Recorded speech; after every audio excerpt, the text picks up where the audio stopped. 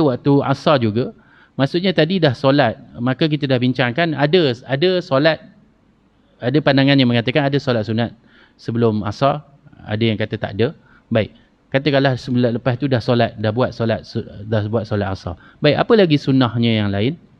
Sunnah yang lain adalah selain daripada kita dah bincangkan sebelum ini, lepas solat adalah sunnah-sunnah yang lain, wirid dan sebagainya. Itu satulah, itu kita dah bincangkan.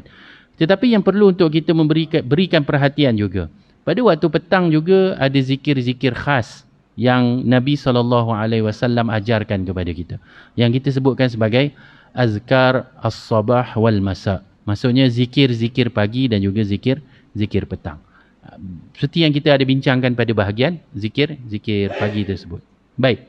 Cumanya penulis dia membawakan pandangan waktu bilakah zikir pagi itu mula dibaca. Baik. Penulis menyebutkan di sini, waktu zikir pagi dimulai semenjak terbit fajar shadiq yang sebenarnya, iaitu waktu solat subuh. Maksudnya waktu solat subuh tu dah start dah boleh. Tetapi kebanyakannya orang akan baca selepas solat subuh. Jadi ketika muazzin mengumandangkan azan untuk solat subuh, maka pada saat itu dimulailah waktu membaca zikir pagi. Ini adalah pendapat majoriti ulama rahimahumullah. Ada juga pendapat yang mengatakan bahawa permulaannya adalah dari pertengahan malam terakhir. Cumanya dia bawakan sini pendapat yang benar adalah pendapat majoriti ulama, iaitu sejak terbit fajar. Dan dalil-dalil mengenai hal ini akan dipaparkan dalam perkataan Ibn Qayyim. Maksudnya nanti penulis dia akan bawakan pandangan dan juga dalil yang digunakan oleh Ibn Qayyim dalam membahaskan perkara ini.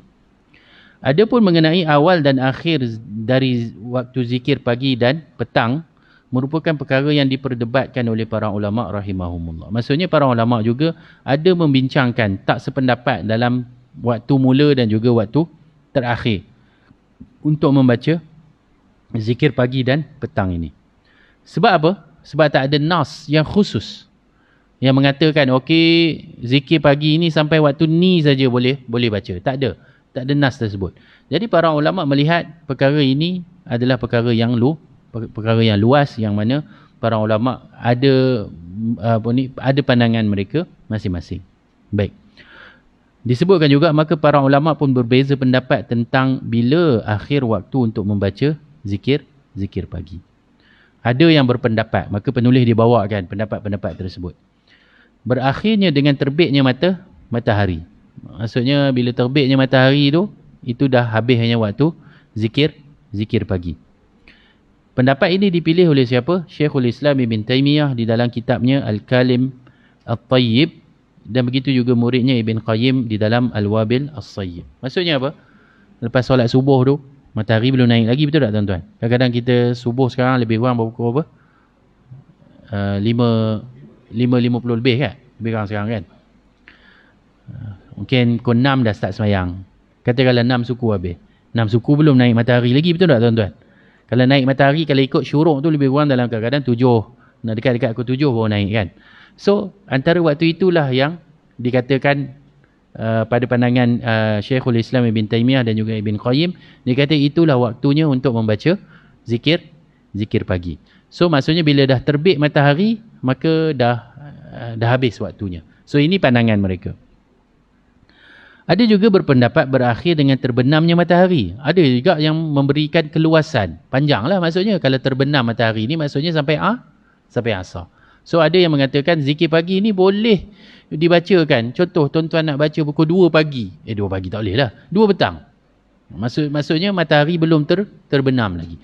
Maka ianya juga termasuk di dalam zikir pagi. Baik.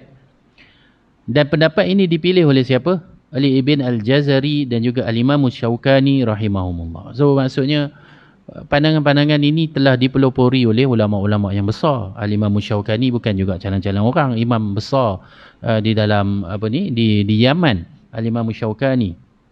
Dan ada pun pendapat yang paling tepat, wallahu alam. So ini berdasarkan penulis punya pandangan lah, mungkin pembacaan dia dan juga dia melihat kepada dalil-dalil yang lain. So dia kata dia cenderung kepada pendapat yang pertama. Maksudnya pendapat yang mengatakan zikir pagi ini waktu akhirnya adalah sehingga terbitnya matahari. Maksudnya mungkin pukul 7, 7.30 matahari dah naik tu, waktu tu dah habis lah.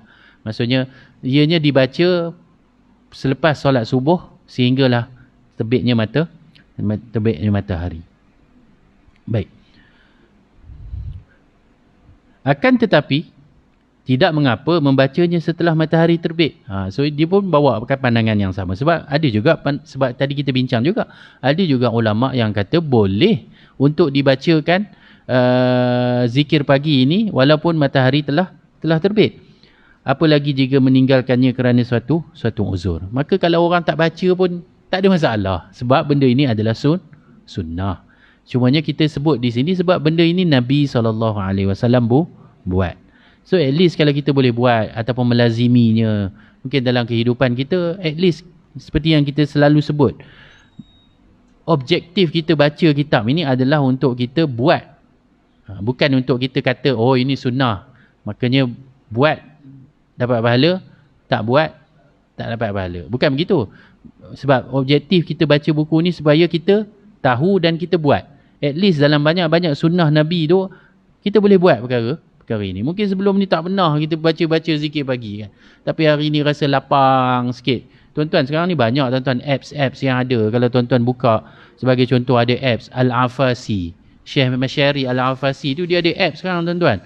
Apps dia ada waktu azan, kiblat, apa semua nak cari zikir. Boleh tengok kat situ. Ada zikir pagi dan zikir petang. Dan tuan-tuan duduk di sini subuh, lepas subuh ada masa rasa macam sebelum nak perkena roti canai tu lagi, duduk dulu nak baca. So boleh untuk kita laksanakan, orang kata apa? Sunnah tersebut. Baik. So ini adalah perbahasan yang dibincangkan. So ada ulama berbeza pandangan lah terhadap bila waktu akhir untuk baca orang kata apa? Baca zikir pagi ini.